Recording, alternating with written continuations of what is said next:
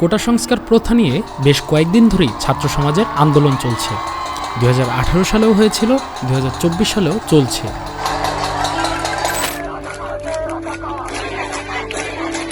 সম্প্রতি প্রধানমন্ত্রী চীন সফর নিয়ে রবিবার গণভবনে সংবাদ সম্মেলন করেন।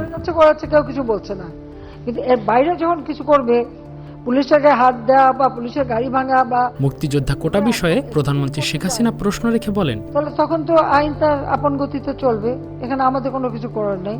কোটা আন্দোলন করবার আগে তাদের তো মুক্তিযোদ্ধাদের উপর এত ক্ষোভ কেন? মুক্তিযোদ্ধাদের নাতিপুতিরা চাকরি পাবে না, তাহলে কি রাজাকারের নাতিপুতিরা পাবে? কথাটা হচ্ছে মুক্তিযুদ্ধের বিরুদ্ধে আর মুক্তিযুদ্ধের বিরুদ্ধে এত ক্ষোভ কেন? মুক্তিযোদ্ধাদের নাতিপুতিরাও পাবে না, তাহলে কি রাজাকারের নাতিপুতিরা পাবে?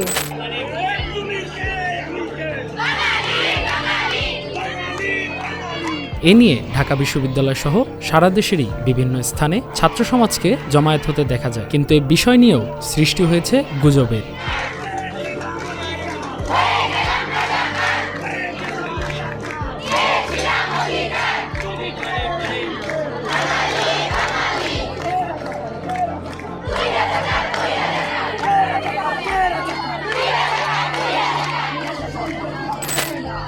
এই ছবিটি সামাজিক যোগাযোগ মাধ্যমে ছড়িয়ে পড়ে।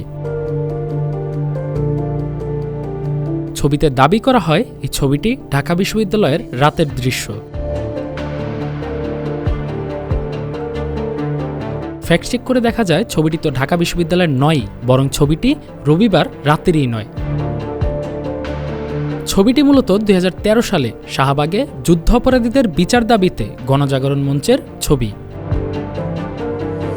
রিভার্স ইমেজ সার্চ করলেও 7 মার্চ 2013 সালের একটি আর্টিকেল পাওয়া যায়। এছাড়াও গণমাধ্যম ঢাকা ট্রিবিউনের এই আর্টিকেলটি পাওয়া যায়, যেখানে উল্লেখই আছে ছবিটি ফেব্রুয়ারি 2013 এর।